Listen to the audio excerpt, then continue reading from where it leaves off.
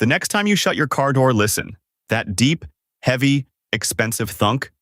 It is fake, not the door. The sound. It was engineered in a lab, tuned over months, built to fool your brain into trusting the car. And it has worked on you every single time you have ever closed a car door. Not fake like a recording playing somewhere. Fake like a magic trick. A team of engineers spent months and millions of dollars designing that one little thunk so that your brain would hear it and instantly think, this is a solid quality machine. The door did not make that sound by accident. It was shaped, sculpted, faked. So today, we are going to take that thunk apart, piece by piece, until you can never unhear it again. By the end, I promise you, you will get into your car tomorrow, pull the door shut, and feel just a little bit betrayed. Let me start with a simple question. Why do you trust a heavy door sound in the first place? Picture two doors closing. The first one goes clang. A thin, rattly, tinny clang, like a soda can or a cheap kitchen cabinet. The second one goes thunk. Low, solid, final, done. Now, without thinking, which car costs more? You already answered. Everyone answers the same way. The thunk. And here is the strange part. You have no idea what is actually inside either door. You cannot see the steel. You cannot see the engineering. You judge the entire car, thousands of dollars of machine, on about half a second of sound. This is not a personal flaw. This is just how human hearing works, and car makers know it. In 2016, researchers at Purdue University ran a study on exactly this. They played people different car door sounds and asked them to rate the cars. The results were brutal, and they were consistent. The tinny, high-pitched slams got rated as cheap, flimsy, low quality. The low, dull thuds got rated as solid, safe, and expensive. Same survey, same people. And the only thing that changed was the sound. Not the price, not the brand, not a single bolt, just the noise the door made. And the noise decided everything. And car companies have known this for a very long time. Walk through any dealership and watch people shop. They do not pop the hood and study the engine. Most of them could not tell you a single thing about what is under it. Instead, they open the door and they shut it. Open and shut. Thunk. Thunk. They are not testing the hinge, they are listening. They are letting that one sound tell them whether this car is worth the money. The salespeople know it, the engineers know it. So they made absolutely sure that sound says yes. So put yourself in the chair of a car company. You have just learned that a customer will judge your $40,000 machine on one little sound. What do? You stop leaving that sound to chance. You start engineering it. And that is exactly what they did.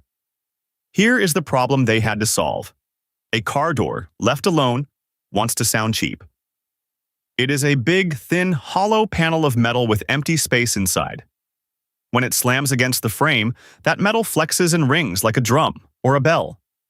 High, bright, ringing, rattly. Exactly the sound your brain files under garbage. So engineers go to war against the ring.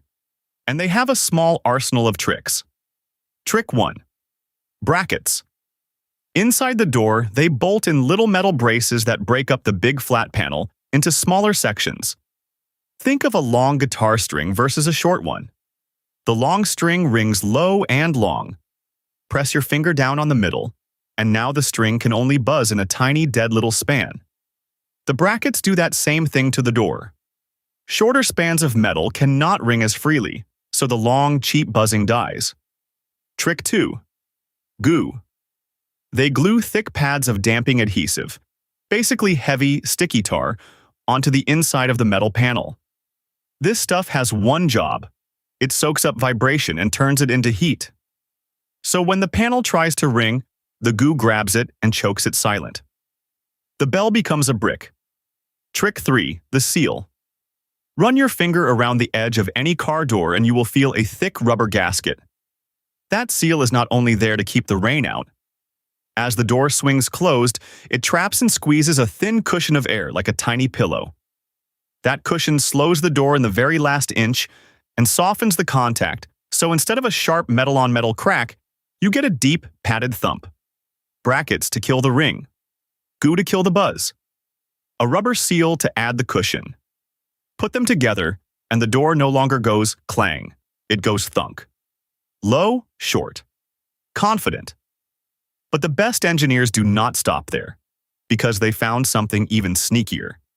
It turns out the most expensive-sounding doors do not make just one sound. They make two.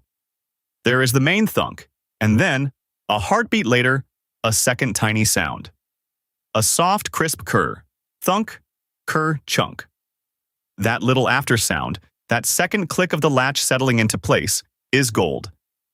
In testing, doors with that ker-chunk get rated as the most premium of all. Why? Because it sounds mechanical, precise, like a heavy bank vault swinging shut, or the bolt of an expensive rifle locking home.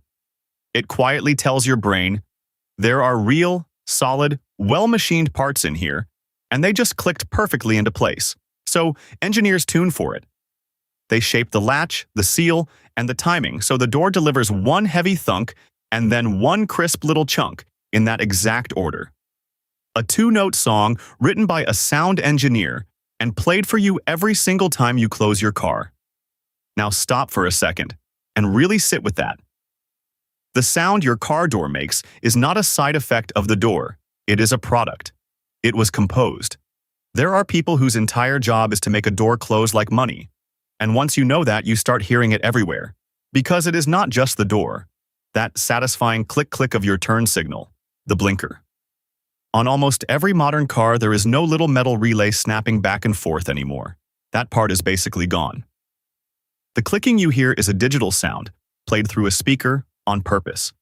They could have made it totally silent. They could have made it beep like a microwave. Instead, they chose to fake the comforting, old-fashioned click because your brain already trusts it. Then, there is the engine. On a lot of new cars, the deep, throaty growl you hear when you stomp on the gas is being piped into the cabin through your stereo speakers. It even has a name: engine sound enhancement. The real engine is quieter and frankly more boring than it sounds. The roar is partly a soundtrack, tuned to make you feel a power the raw machine is not really making. And electric cars are the wildest example of all. An electric motor is almost completely silent. It just hums. So automakers had a blank page, total silence, and a free choice about what a car should sound like. And what did many of them do? They invented fake vrooms, spaceship whooshes, sci-fi hums, even synthetic engine growls designed by sound teams and beamed out of speakers, inside the car and out, just so the thing still feels like a car. Pull the camera all the way back, and here is the real picture.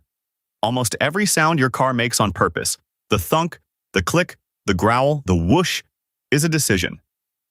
A choice made by a person in a room, asking one single question. What do we want the customer to feel, right here? The door thunk says, you bought something solid and safe. The blinker click says, everything is working, relax. The engine growl says, you have power under your foot. None of it is the honest, raw noise of metal and motors. All of it is a costume, stitched together to control exactly how you feel about the machine. So here is the thing I cannot untell you now. The next time you close your car door and hear that deep, satisfying thunk, remember, that was not the sound of a good car. That was the sound of a good engineer, reaching across years and miles just to tap you on the shoulder and whisper, trust this one. And your brain, every single time, says, okay, I do. That is the whole trick. It was never in the steel. It was always in your head. And now that you can finally hear the trick, the whole car starts to sound a little different, doesn't it?